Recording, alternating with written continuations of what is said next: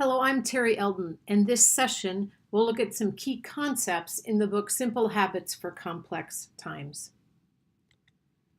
The authors remind us that we are in a new land that operates with a different set of choices. So, from a leadership perspective, we ask the question, how do we lead in these complex times? The first element that's critical for us in this leadership question is to go deeper into our understanding of complexity.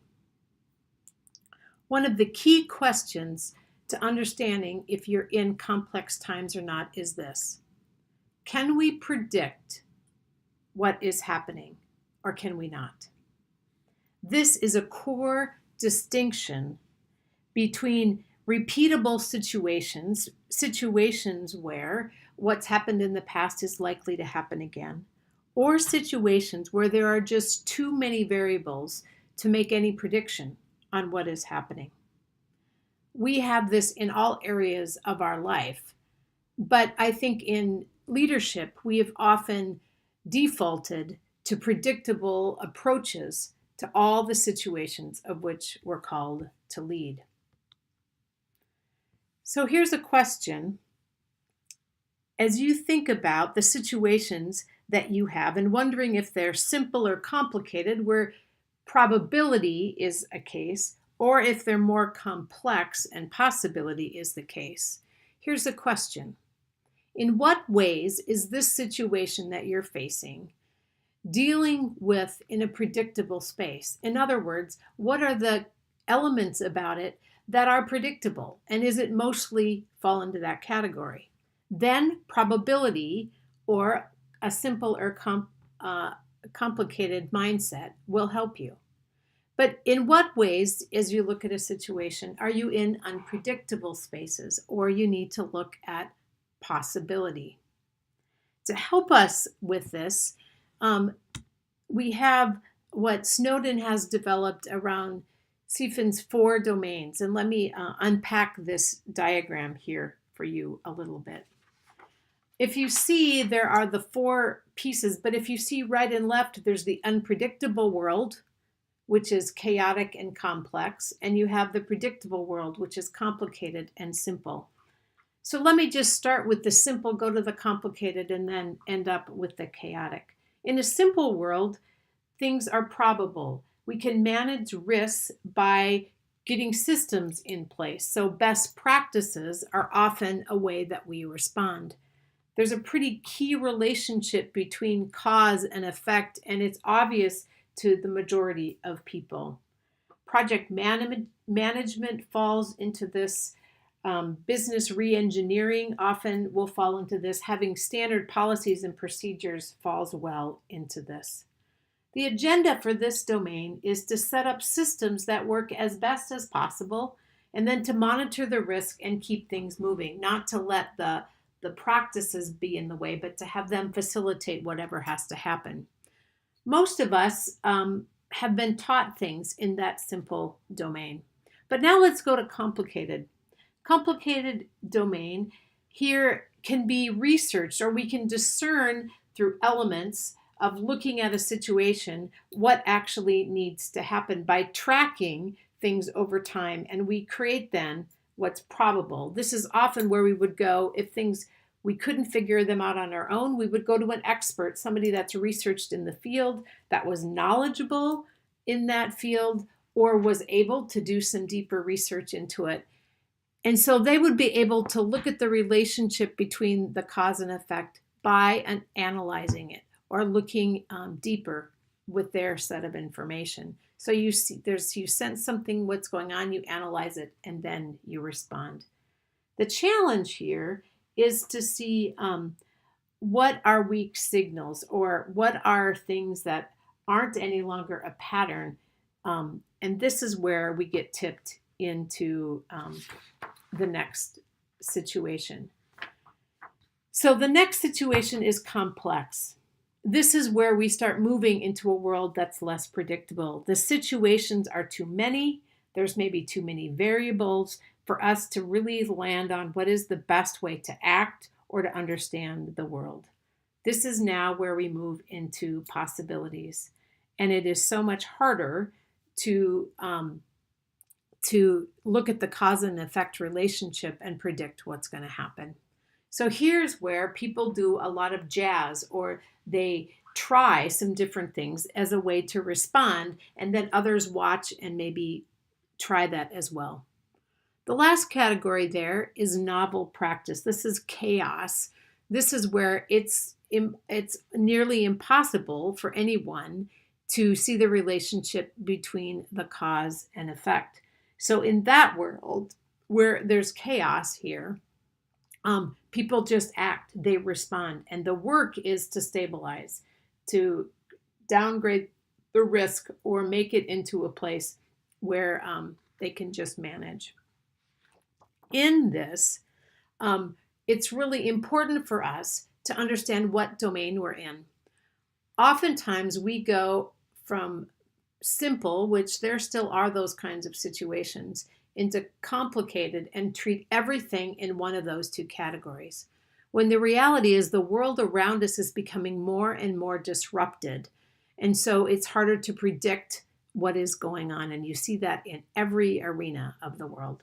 So one of the things that I thought would be really helpful, because distinguishing if we're in simple or complicated versus complex is a pretty critical leadership move. So there are 3 clues that they offer that we're going to talk about.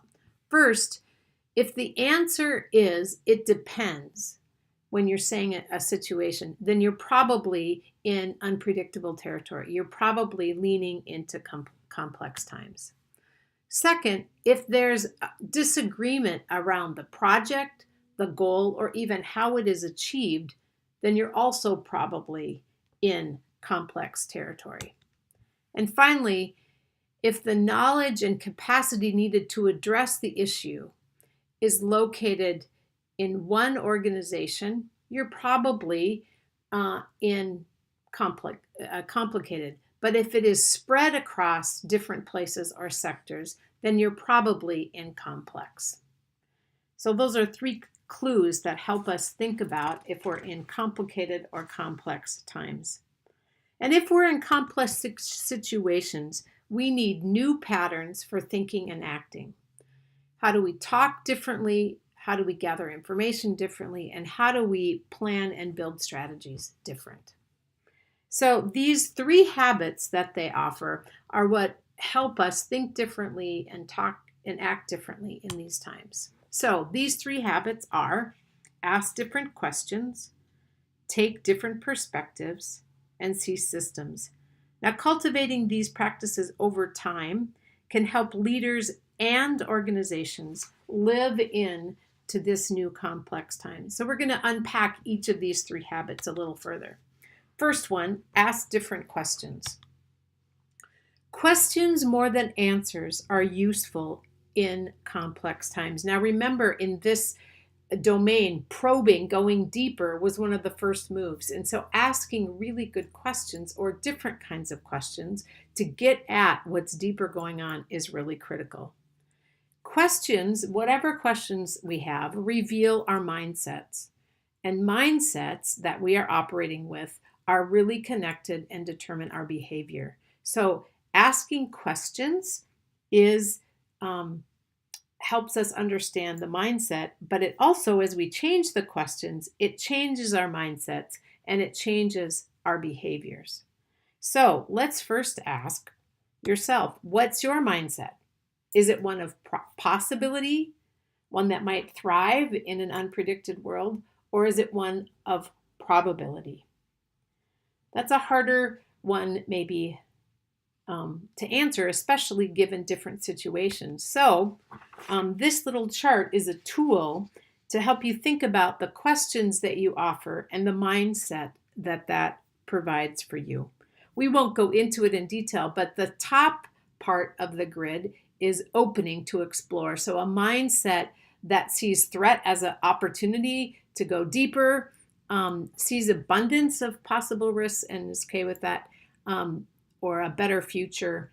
In the bottom hat is narrowing our decision or our choices to make a decision, and that's minimizing the risks or looking over looking for quick wins, looking too quickly over things and trying to just move it forward. So the goal here is to stay on the top, to stay as much in the positive or the opening as long as possible. There are times when we need to narrow and make decisions, but knowing when we're opening and when we're closing, when we're putting ourselves to opportunities and how we deal with threats. So that's a tool to help with habit number 1. Habit number 2 is to take different perspectives. This is a nice concept in theory, especially when teams are going well and they're not too stressed about things and people are kind of going in the same direction. But this is a little harder to do when there's deep differences and there's big divides. And so let's look a little bit more at the taking in different perspectives. Getting multiple perspectives on this complex situation is part of what it is to probe deeper. And as we ask different people, as we draw different people and get their insights into this situation, as they give their perspective, we get to understand people's motivation, their fears, and their dreams. So listening, not only for clues on what's happening in the situation, but looking at what are clues for people's motivations, fears, and dreams is really an opportunity to learn more about where people are in facing these situations. A few things that leaders can do around this as they listen to people and ask others their perspectives is then pull these perspectives together by mapping. What do you see these different perspectives? Are there themes? Are there clusters of how this works? Is there a part of the organization that clusters in one way and another cluster in another way? And notice where are the intersections, where are people in alignment, where are they crossing into each other, and where are the outliers, and what do they tell us? So those are some ways of thinking about different perspectives. As we approach this habit, it's important to remember that we come with a posture of being curious. Holding back judgment, holding back both the assessment of what the problem is and the ways forward are really critical for leadership at this point. And that isn't always an easy thing for leaders to do. Remember that leadership, the act of leading, is about gathering people together, even with quite different goals and understandings, and helping them come together to build bridges that everyone can go to a new place. That's part of the gift of it is to be a leader. So are we engaging these different perspectives, open to new possibilities, looking for new creativity, and maybe finding some compassion for things that we hadn't thought of? One of the key issues with regard to this area is sharing power. And in this new domain, we have often lived with power kind of top down. And now we're asking power to be distributed and opened. In a simpler world, perhaps kind of unilateral power held by a single person or a role could rule the day. But in a complex world, as we've explored together so far, it actually takes the collective sharing of power, the creativity and perspectives of other people to become agile and nuanced as we get together and lead into this uncertain future. This is a pretty important thing to remember. Leading in this way cannot be forced. Power has to be shared, and learning then has to bubble up from within. The third habit is see systems. This requires leaders to get on the balcony and to take a deep dive into learning what is going on in the present, and then to gain a perspective and an understanding of the whole system. Complexity theory teaches us that cause and effect are like the sleight of hand in a magic show, distracting enough to keep our attention away from the millions of other things that could really be going on. I think this is so critical for us as leaders. And this is one reason for me why I have become so interested in this, is I have witnessed firsthand, like maybe some of you have, distractions on trying to figure out cause and effect, or really going after some of those problems that are secondary to these deeper ones that are going on. Emergence is a simple concept that is really important here. Emergence is when things are more than the sum of their parts. And on the one hand, that makes a lot of sense. A plus B doesn't always equal C. But emergence is actually a challenging concept, not only because it kind of uproots our cause and effect, but it also is hard to see. Let me read what the authors say here. Hydrogen and oxygen molecules do not on their own create a particular sensation, but put lots of them together and wetness emerges. Trading my services for your services might make things better for both of us. But when thousands of people do that, an economy emerges. That's the emergent issue here. Teamwork is kind of like wetness. We don't know the exact equation, but we know over time when things come together, it emerges. So emergence is something that happens in a non-linear way, not out of probability. What's key here for us is that the way that we deal with emergence is not changing cause and looking for effect, which is probability, but it comes when we alter the actual conditions. Complexity theory urges us to take a look at the system and see how it operates in order to create the conditions that are emerging in the way that we want them to go. So leaders can strengthen the conditions around what they want and seek to weaken the ones that they don't want. So I wonder, can you ask yourself, what are the current conditions that are best for the new direction that you want your organization to go? It's a critical question in this new complex time. Now, we've spent a lot of time in seeing the system talking about being present. One of the key things about that is it is really hard to stay in the present. It is really our inclination to rush to problem solving, to both too quickly naming the problem, but then going to solve it. And part of the fight against this is to focus not on the outcomes, but on the inclinations. What does the system want to do left to itself? So here's a couple questions that might help you get at that. What is the system inclined to do? And what is it not inclined to do? And then, what do you wish the system was inclined to do? So seeing systems focuses on patterns. But there's another element that we need to talk about, and that is called the attractors. Attractors are something that pulls us towards itself. Just like boundaries are things that limit us, attractors are things that pull us in. They may be events, they may be ideas, they may be people, they may be spaces. There's a variety of things that can become attractors. But our first job as we look at the system is to figure out where are the attractors, and then how can we create conditions where those attractors change a bit and move in the direction that we want them to go.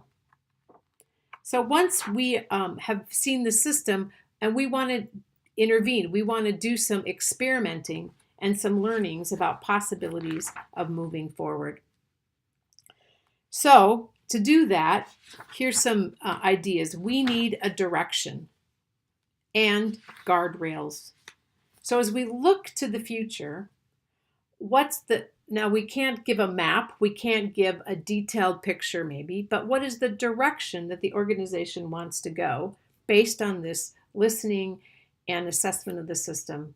And what are the guardrails that you need to do so that you can say this is in and this is out as we go and get aligned in this direction? That is all about an eye to the future. So experiments need to be part of a direction and within the guardrails. Experiments also are good to have multiple experiments going on at one time. We're going to talk in a bit about paradoxes, but there are often many competing things going on. So how do we do multiple experiments that are at the right scale, that allow us to learn something small that we can put that learning in conversation with each other. And then finally, how do we create safe to fail experiments that construct a kind of zone of play or place of learning for the sake of the whole as we get in that new direction? So here's 5 things that are important to keep in mind as we think about these safe to fail experiment zones or play zones that they talk about. Is this experiment doable? And is it at the reasonable scale? These are not to be big, they're to be time bound and doable in whatever your situation is, your resources, and those would vary by the organization. Second, we don't want any bad stuff to happen if it fails. We want people to be able to truly fail and learn from that. So this is about looking at risks. What's the risk areas that you're wanting to risk in or willing to risk in? In the book, they talk about a social service agency where they're doing preventative work with kids at risk. There are issues with kids' safety that they are not willing to risk at. But there's things about administratively or whatever they are willing to risk about. So how do you decide what's an area to risk in and what's not? And then you have to be able to learn from this experiment and then be able to tell others what you learned. That doesn't mean it has to go positive. It means you have to learn from it. So my question would be, how does this experiment help you learn something that's pretty critical to go in the direction you need to go? And then what are you looking for? How will you know when you see it? What is the element of that experiment that you can keep your eye on? And then finally, how do you start small but then scale up and know when to shut down? If you know what your risks or your bad stuff is, then you can say, nope, this is time for this to be done. As I said earlier, we talked about polarities. Many things in complex times are both ands. They cannot be simplified they're two real things. They have to be held in tension. So Barry Johnson's polarity idea, managing polarities, they bring in, which I think is a really awesome tool for many of us leading in complex times. So you take one idea and another idea and you put them on either of those continuums, and then you have positive features and negative features. And then you look at, all right, if we have if this element on idea 1 is going on, what are the positive negatives? If this idea 2 is going on, how does that work? And then you move through that time looking on paper, how does this polarity work itself out? And then before it actually happens in real time. And so this is an opportunity for leaders to think ahead of time. The authors say this: understanding the polarities and paradoxes of our chosen direction helps leaders draw the right sort of boundaries, the boundaries that attempt to deal with the complexities inside the system rather than trying to solve them. It names that these complexities are there, and it doesn't erase out things. In the end, we can't simplify things. We need to rather surf the wave, as they say, not simplify the problem and check it off to be done. The last thing I want to highlight is, in the end, what they want about this approach is to grow people bigger than the problems. This is about cultivating a growth mindset. And it is about looking at our orientation around, can we continue to think about possibilities in the future, not just in the past. I love this quote that they bring out: as the choices give us more freedom, they also challenge us with more uncertainty and ambiguity. And this increases our need for making sense of the complexity around us. It's interesting that as our freedom opens, we get more uncertainty and we then want to simplify and go back, when in reality, living into and leaning into this complexity is actually the tools that we need for this time. So one of the key questions for a different kind of question that come from this area is this: who have I been and who am I becoming? The first isn't oriented to the past. And if we let that be the framing mindset of moving forward, then we will be defined by our past. We will say, I've never been a musician, I can never be a musician. And we close off that chapter of our life. But we might have say, who have I been? I've been an athlete. Who am I becoming? I'm becoming an artist and opening up into the future of possibilities. This is the opportunity for each of us individually and together as an organization to think about our growth mindset. This concept of becoming a deliberatively developmental organization is a concept that has its root in Keegan Leahy. And the authors really lean into this in the final part of the book. They say, what if our organizations could steadily improve our performance without simply improving on what we've done? Instead, progress would now be understood as a continual journey of becoming, not just a capacity that we've developed or conventional success, but a more flexible, creative, collaborative, and resilient in face of whatever lies ahead. I think that's a great summary and hope for what the concepts that these authors introduce are helping us lead in complex times.